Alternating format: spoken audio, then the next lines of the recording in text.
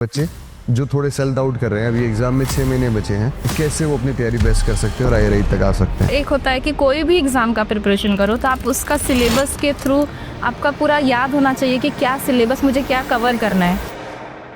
JRF easy है, hard है? SRF mock test कितना इम्पोर्टेंट है? मुझे उस टाइम लगा था कि क्या करना चाहिए सिली मिस्टेक से बचने के लिए? सर एग्जाम से पहले भी रोए थे, एग्जाम के बीच में भी रोए हैं, एग्जाम होने के बाद भी ये रोए हैं, काउंसलिंग में भी रोए हैं, एग्जाम जस्ट हुआ है। रैपिड फायर क्वेश्चंस होंगे। सॉइल टेस्टिंग के फादर कौन थे? सॉरी ये क्या सुन रहा हूँ मैं? Guys you are also normal. अगर IRI के स्कॉलर्स अगर गलत जवाब दे सकते हैं तो आप भी दे सकते हैं। PYQs के साथ हेल्प ली या डायरेक्टली आपने बुक्स पढ़ना शुरू किया? अगर आप 5 years के क्वेश्चंस आपके पास है, उसको आप देखोगे ना तो आपको से समझ में आएगा कि नेक्स्ट टाइम क्या आ सकता है। आपको IRI ही क्यों आना था? रखना है अपने दिमाग में कि मुझे यही चाहिए, और जब अपने सेट कर लेते हो ना दिमाग में यही तो यही, फिर हो जाता है।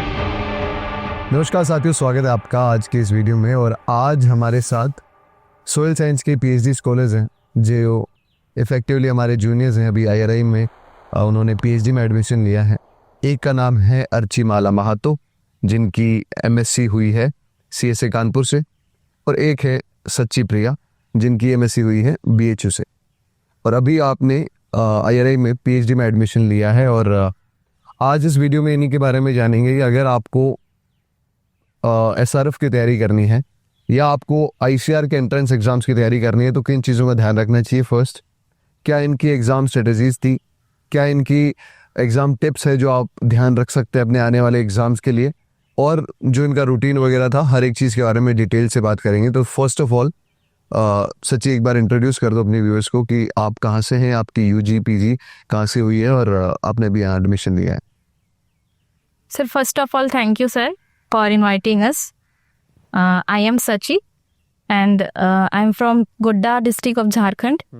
And I have completed my UG from Dr. Rajendra Prasad Central Agriculture University, Pusa, Bihar. Okay. And MSc from Banaras Hindu University, Varanasi. And currently enrolled in PhD Soil Science Division. Okay. And my All India rank was 22 and category rank was 8. Okay सच्ची। अर्चिमाला आप भी एक बार introduce कर दीजिए। Hello everyone, my name is Archimala Mahato. I am from Purulia, West Bengal. I have done my UG from HNB University, Uttarakhand, and from my master is from CSA Kanpur. My rank is category rank is 6 and my UR rank is 15, and मैं soil science division में अभी PhD कर रही हूँ IRI में. So thank you. Okay. So Archimala, let's be very frank, let's be very बच्चों को पता नहीं क्या लगता है कि अगर आपको IRI में आना है तो दे थिंक दैट आपकी JRF में बहुत ज़्यादा अच्छी रैंक होनी चाहिए, आपका बेस होना चाहिए, वरना आप नहीं आ सकते हो, वरना आप बहुत पीछे छूट गए हो। What is your point of view कि let me tell you viewers कि अर्चिमाला, जब ये मतलब हमारा इंटरेक्शन होता था, ये हमारे फुल टाइम दोनों स्टूडेंट्स हैं, और जब भी हमारा इंटरेक्शन होता था या लाइव क्लास में जब होते थे तो from day one she knew कि मुझे IRI आना है। जब काउंसलिंग में अपन भर रहे थे, काउंसलिंग में यूनिवर्सिटीज़ लिस्ट भी भर रहे थे, तो इन्होंने बोला कि सर मुझे सिर्फ IRI चाहिए, अगर IRI नहीं मिलेगा तो मैं फिर किसी में एडमिशन नहीं लूँगी। That was her words. तो अर्चिमाला, पहली चीज़ कि आपको IRI ही क्यों आना था, मतलब इतना पागलपन क्यों था IRI के लिए? सर IRI के लिए क्योंकि IRI ऑब्वियसली प्रीमियम इंस्टीट्यूट है, उसके मतलब हम वर्ड्स में नहीं बता सकते। अगर आप यहाँ आओगे तो आपको पता चलेगा कि क्या है। सो बहुत अच्छा है, मुझे तो बहुत पसंद है, मुझे बहुत अच्छा लगता है।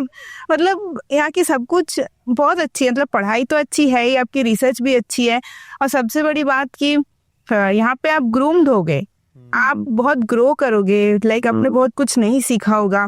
जैसे कि मैं अपना बोलूँगी कि मतलब लाइक मैं तो प्राइवेट यूनिवर्सिटी से थी, तो इसके वजह से मैंने कभी सोचा नहीं था कि PhD वगैरह करने का। तो उसके बाद जब 23 में हमें अलाउ हुआ तो मैंने फिर ऐसे ही रैंडमली दे दिया था।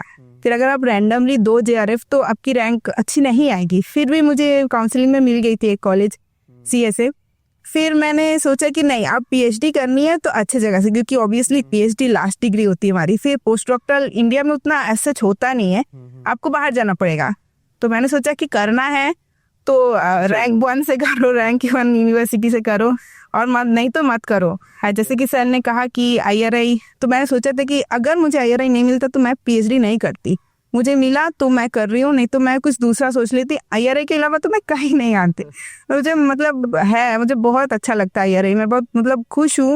मतलब एवरी डे जितना दिन प्रिपरेशन का था, मतलब स्माइल करना ही भूल चुकी थी कि नहीं मिला क्या होगा। बट अभी ऐसा है कि जब भी मैं लाइक एक जैसे एमएस स्वामीनाथन लाइब्रेरी हमारी, जितनी बार वहाँ से गुजरती हूँ मतलब इतना मतलब होता है ना ब्लशिंग, मैं लिटरली ब्लश करती हूँ वहाँ से जाते वक्त, मुझे इतनी पसंद है।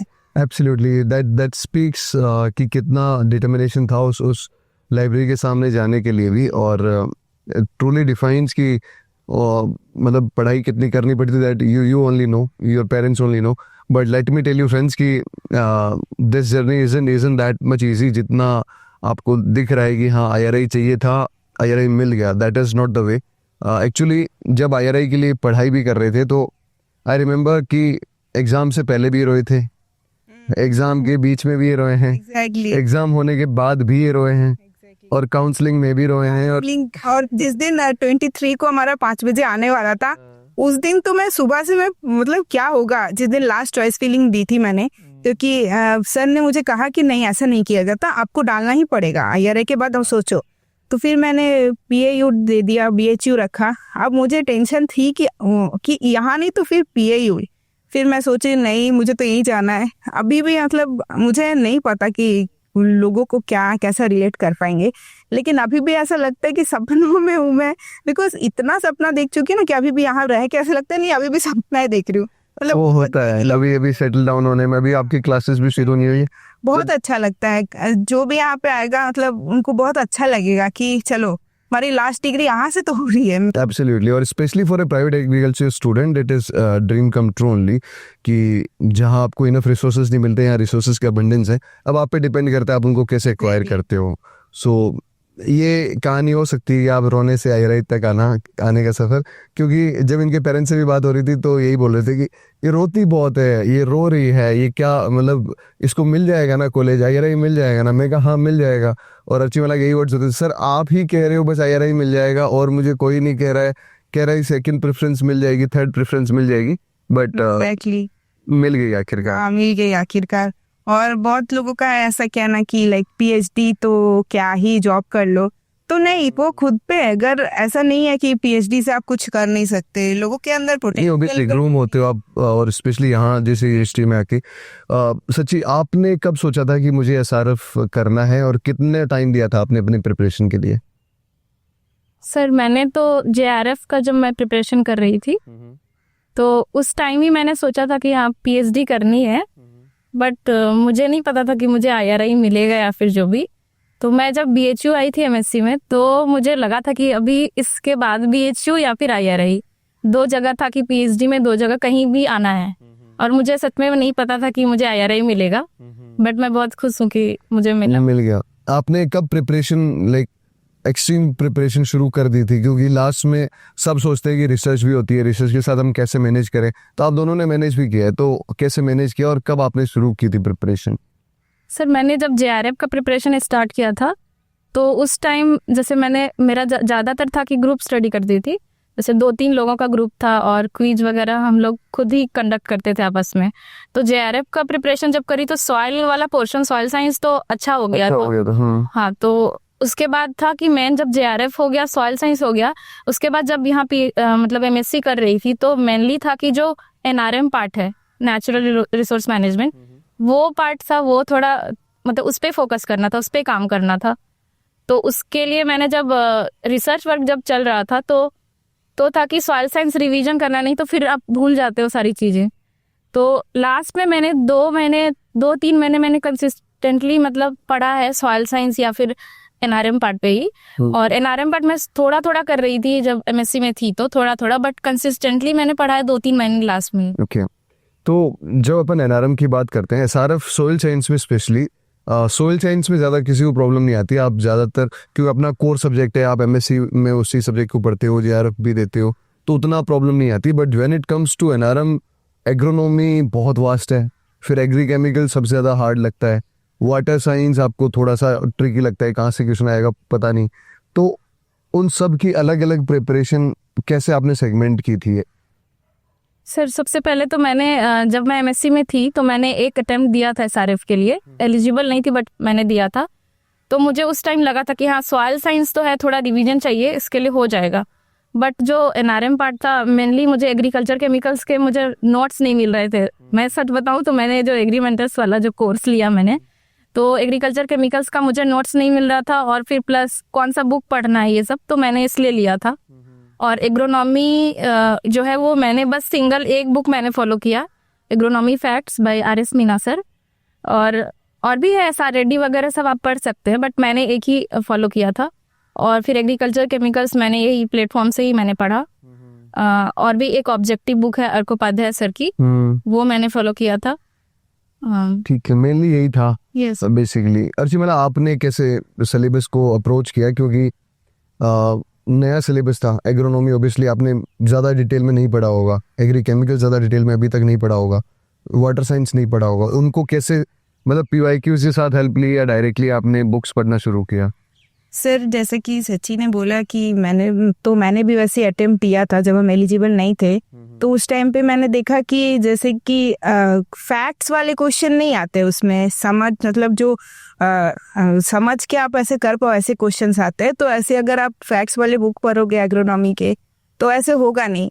लेकिन अगर फिर आप इन डेप्थ जाना चाहो तो आपका बहुत टाइम वेस्ट हो जाता है, क्योंकि आपका मेजर तो सॉइल ही है। राइट। तो इस वजह से थोड़ा क्वेश्चंस को अगर आप फॉलो करो पीआईक्यू को, क्योंकि उसमें से बहुत सारे क्वेश्चंस रिपीट हो जाते हैं। Absolutely. और उसके बाद जब उसको फॉलो करो ना तो आपको मतलब जब अगर आप 5 years के क्वेश्चंस आपके पास है, उसको आप देखोगे ना तो आपको उसे समझ में आएगा कि नेक्स्ट टाइम क्या आ सकता है। तो उसको थोड़ा ज्यादा पढ़ लो, उसको ज्यादा पढ़ो। फिर एग्रोकेमिकल्स में भी सेम ही है।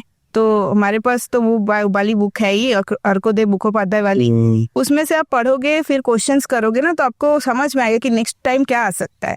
तो जैसे कि इस बार मैंने खुद से मतलब पूरा बुक ही थॉरोली रीड किया था। ऐसे याद नहीं करना है आपको, आप ऐसे रोज उसको रिवीजन करो, ऐसे याद नहीं होगा, बहुत सारी चीजें हैं ना, तो उसको रीडिंग करोगे तो थोड़ा थोड़ा याद होते जाएगा। फिर जब क्वेश्चंस आएंगे, आए भी थे इस बार बहुत अच्छे अच्छे क्वेश्चन एग्रोकेमिकल से, तो उससे हो जाएगा वो। तो मेनली अगर आप पीवाईक्यू को फॉलो करोगे ना तो आपको बहुत सारी चीजें समझ में आएंगी। और नॉट ओनली ये सारे, हर एग्जाम्स में ही इसका रोल होता है, जो समझ जाता है फिर वो क्रैक कर ही लेता है। PYQs are as much as important. और एक चीज अच्छी माला की ज्यादा मुझे याद रहती थी क्लास में कि सवाल बहुत पूछते थे आप, सर ये कैसे हुआ।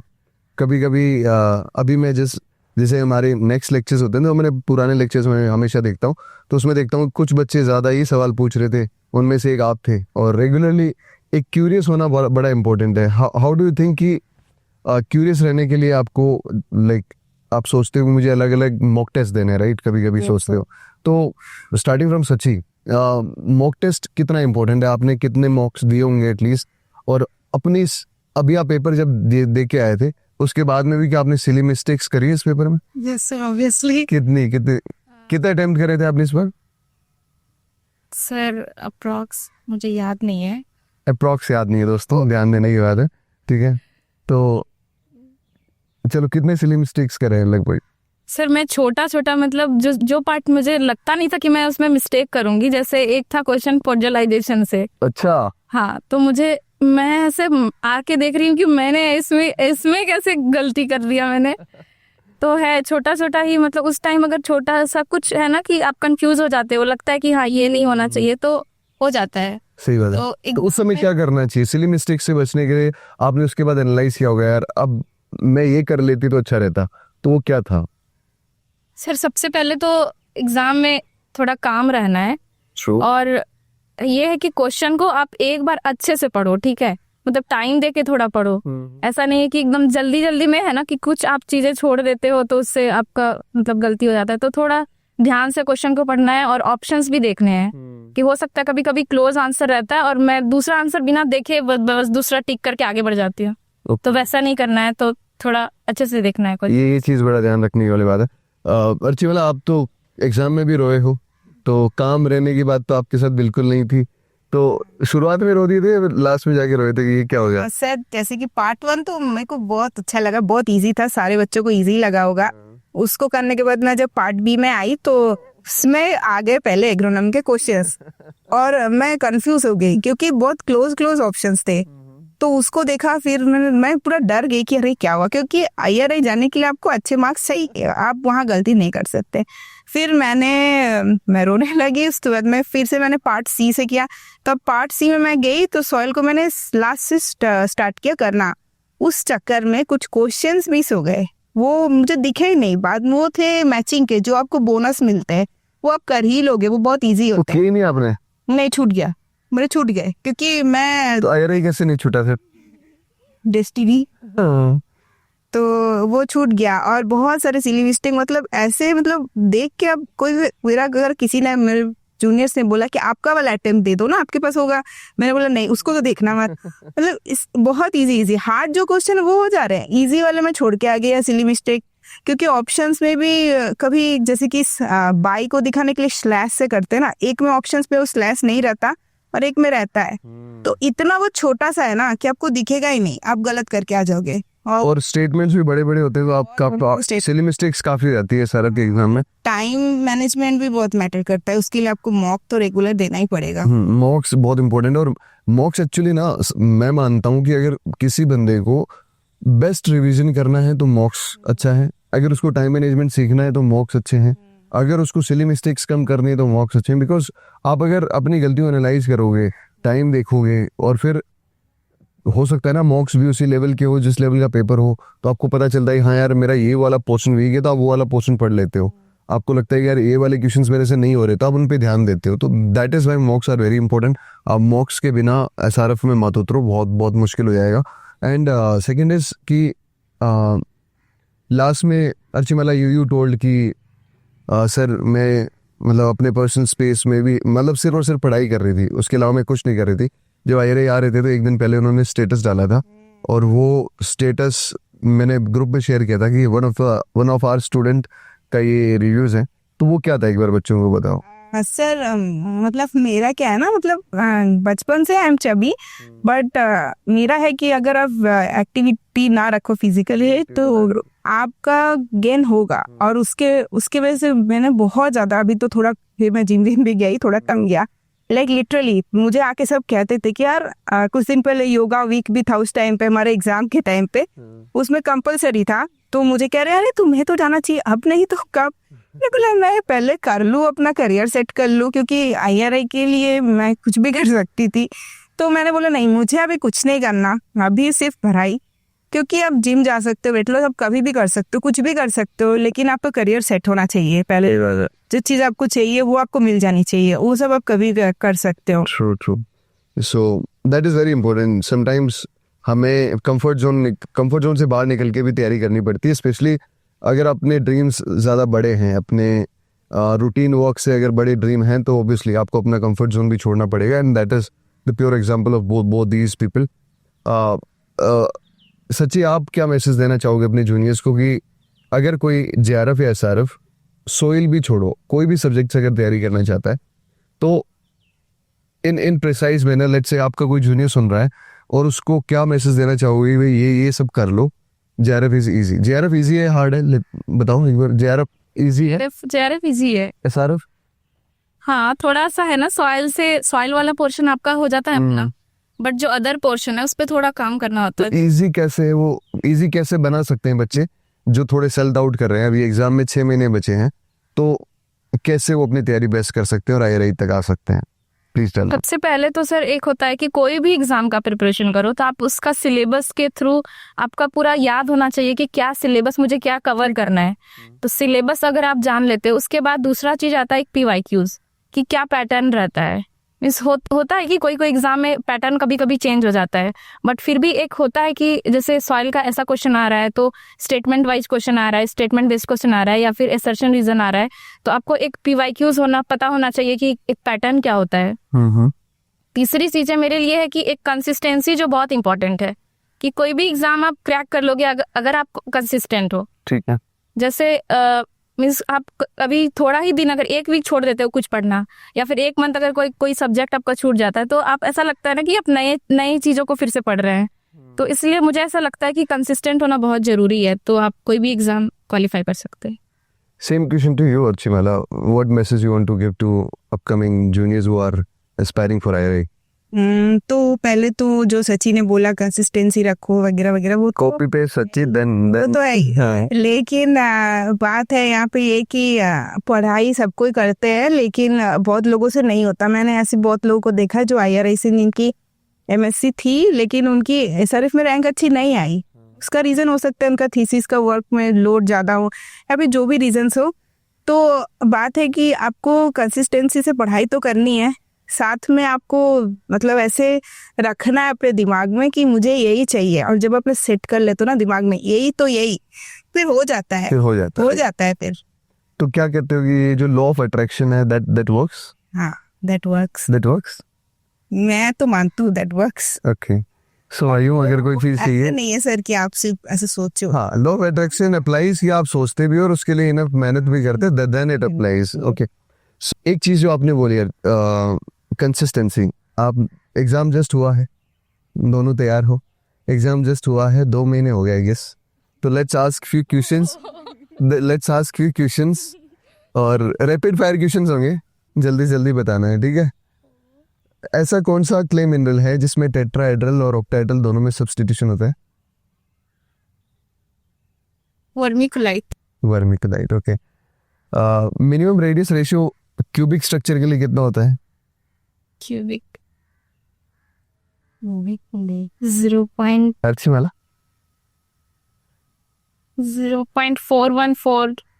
नहीं, 237 नो। वन तो दो डेकाहेड्रन के लिए होता है। 0.732 हाँ 0.732, वेरी गुड, 0.732। ये कौन सा रेशियो है, किसका रेशियो है ये? कैटायन के चारों तरफ ध्यान। किसका रेशियो, किसने दिया था ये? गोल्डस्मिथ। सेकंड लो या फर्स्ट लो? सेकंड। फर्स्ट लॉ में तो वो था ना कि रेडियस आपका इतना 15% से कम होना चाहिए, ठीक है। सॉइल टेस्टिंग के फादर कौन थे? नहीं, sorry joke. Guys you are also normal. अगर IRA के स्कॉलर्स अगर गलत जवाब दे सकते हैं तो आप भी दे सकते हैं, सो डोंट वरी, ठीक है। एंडोमाइकोराइजा के एग्जांपल्स? ग्लोमस और एंडो ये एंडोमाइकोराइजा के हैं या एक्टोमाइकोराइजा के? ये एंडो के हैं। श्योर? हाँ, गलत है। ठीक है। Great soil groups of the world किसने लिखी थी? ग्लिंका ने, केडी ग्लिंका। उन्होंने तो जर्मन में उसको पब्लिश किया था, उससे पहले किसी ने लिखी थी? ओके। यूरियस एंजाइम में एक एलिमेंट नेसेसरी होता है, कौन सा एलिमेंट होता है? निकल। और नाइट्रोफिकेशन इनहिबिटर के लिए? हाँ उसके लिए भी हाँ ओके, कॉपर। CEC की डिस्कवरी किसने की थी? CEC की थॉमस वे। Very good. और फादर ऑफ सॉइल केमिस्ट्री कौन है?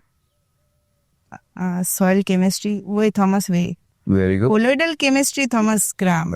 Very good. इटाई डिजीज किसकी डेफिशिएंसी से होती है? कैडमियम। और Minamata? Hg mercury. Okay. Aqua regia में 3:1 का एक रेशियो होता है, ठीक है। 3 क्या होता है, 1 क्या होता है? HNO3 नाइट्रिक एसिड जो है वो HCl3 होता है या HCl3 HNO3 1। Very good. Last question to you, azomethine H कौन से? वेरी गुड, चलो बहुत बढ़िया। So that was all from rapid fire.